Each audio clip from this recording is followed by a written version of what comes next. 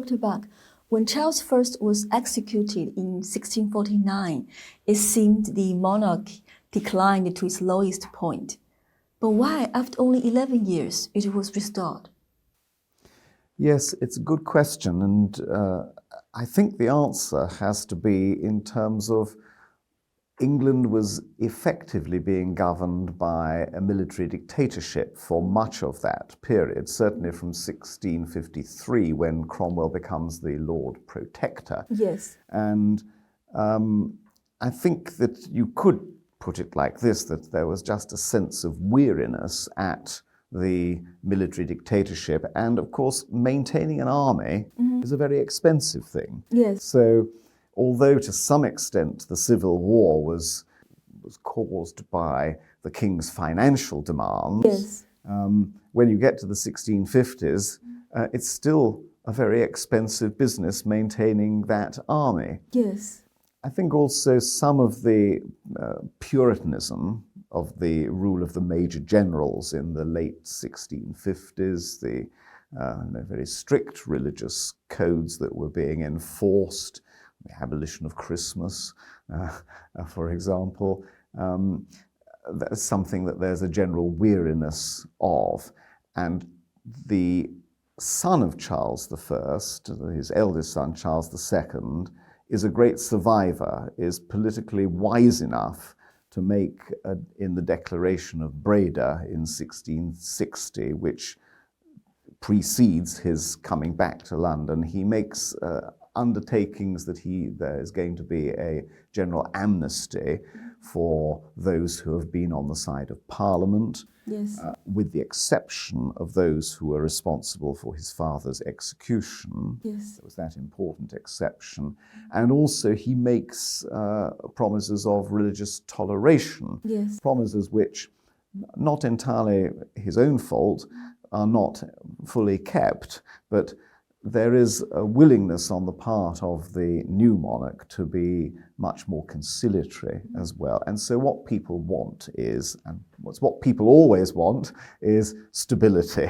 And they don't like unrest and conflict. People want to have political stability, and rulers that provide political stability yes. Will generally survive. Yes, yes, yes, I agree, exactly, I agree. So, speaking of Glorious Revolution, what do you think are the causes of the Glorious Revolution? And why is it the most significant victory of Parliament in the 17th century, if you see 17th century as a central struggle between the monarchy and the Parliament?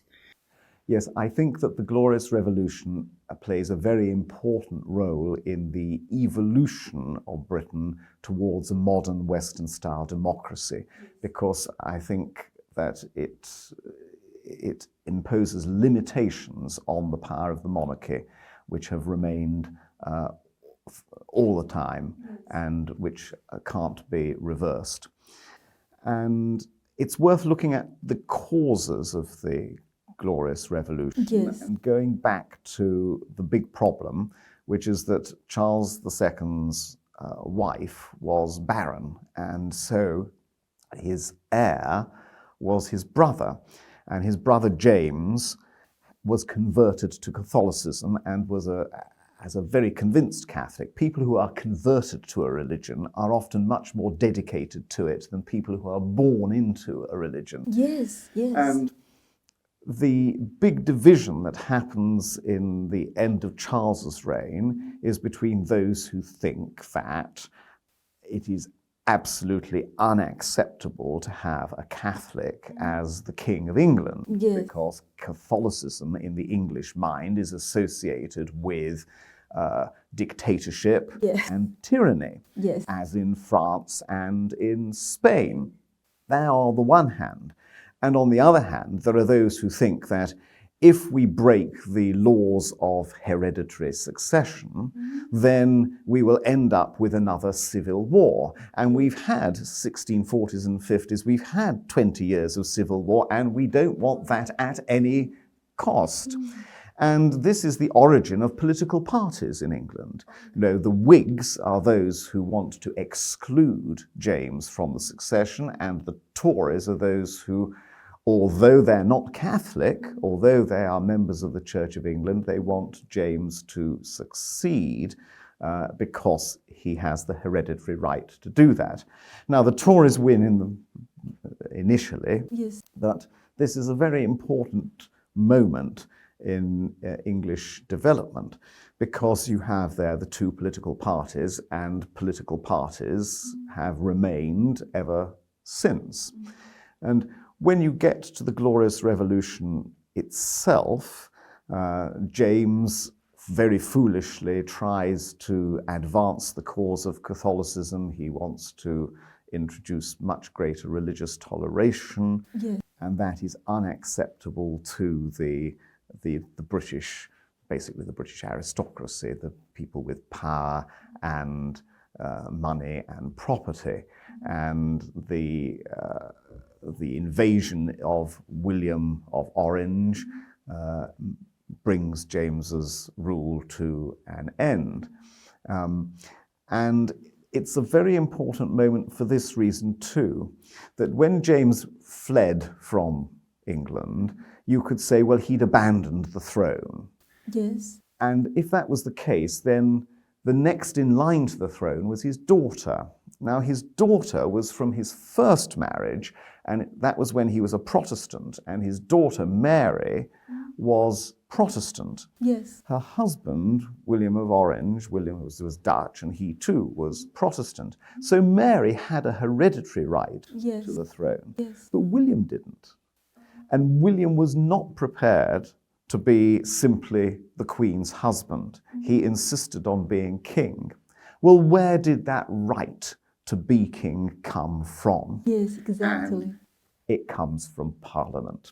And so here you have a big alteration, really, Yes. because it's an acknowledgement that the king's power comes from below Okay. and not from God, from above.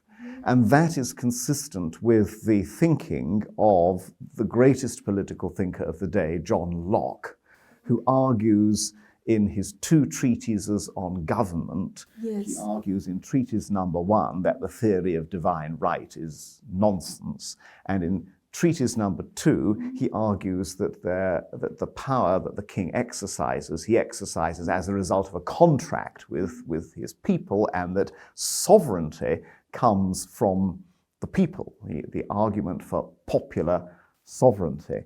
And these ideas of John Locke, they're not just important for the Glorious Revolution and for England, Yeah. they are also important Yes. because of America. Yes. Because Yes. when the American colonies rebelled against King George III, the theoretical basis of that rebellion was absolutely pure John Locke. Yes. It was based upon individual human rights and The contract. and everybody having the right to life, liberty, and the pursuit of happiness. And for this purpose, Yes. governments are instituted among men, deriving their just powers from the consent of the governed. Yes, So it's exactly. pure John Locke, the Declaration of Independence. And so this whole period is absolutely decisive. Yeah, that's it. It's very, very significant. Yeah, I can see that. Thank you very much, Dr. Buck. Thank you.